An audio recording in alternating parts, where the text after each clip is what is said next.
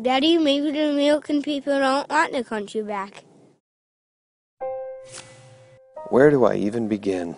I'm going to try to make this quick and get right to the point. Zero Hedge recently noted that the American people have a long history of getting the president they deserve. Maybe. Maybe not. Once again, it seems the people have chosen a warmongering neocon globalist over the Constitution and the Bill of Rights.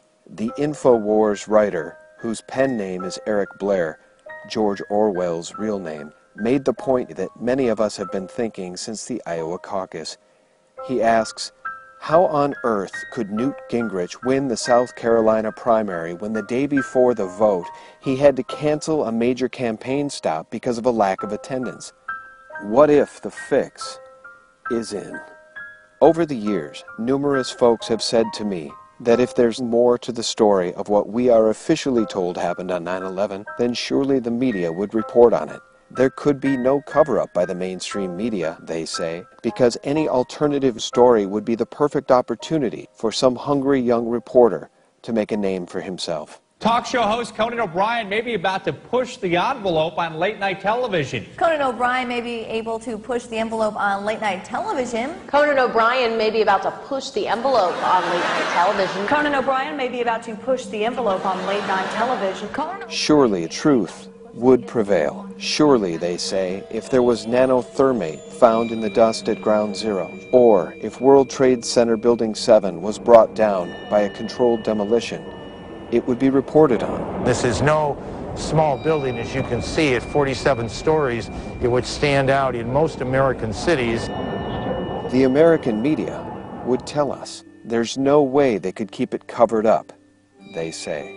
And so, life goes on, with the average American content in the belief that nothing is wrong, because if it were not so, surely the media would tell us. We are told that Ron Paul finished in 4th place in South Carolina. As Eric Blair writes, quote, primary elections are traditionally driven by enthusiasm. In other words, the average voter does not turn out for primaries unless they are motivated by a certain candidate. So could someone please explain to me how Newt Gingrich, who has virtually no ground game, no money, and no fervent supporters, just won the South Carolina primary? Now, it seems to me that for every one person motivated enough to show up in support of a candidate's speech or to vote in a primary, there must be at least 10 or 50 or 100 more people who couldn't find the time to get there but support that candidate nonetheless. Ron Paul enjoyed the support of over 1,000 people when he spoke in Charleston. Newt Gingrich had to cancel his event.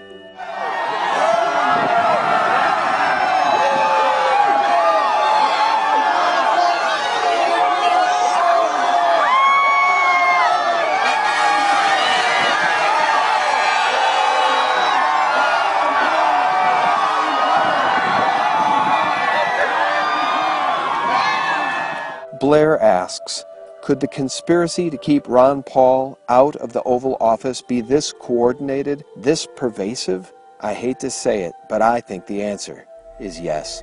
The system is fixed. The continuity of government plan, the details of which are secret, which was implemented on 9/14 by George Bush and was re-signed every year since 9/11, most recently by Obama, is still in effect. Why has the media done such precious little reporting on the continuity of government plan, or the fact that Congress can't see the classified details of the plan? Nor has the press adequately covered the NDAA S-1867, which allows the military to declare the homeland a battlefield and hold you in a military detention camp without a trial, or the Enemy Expatriation Act, or the widespread use of Diebold voting machines which are easily hacked.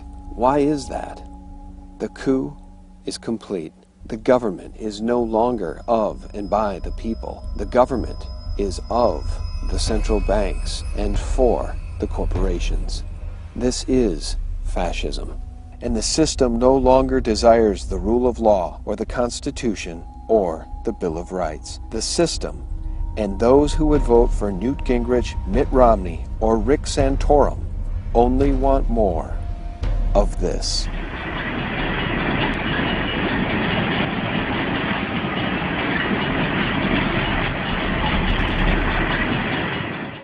Thanks for watching, and check out sgtreport.com for more each day. Good night.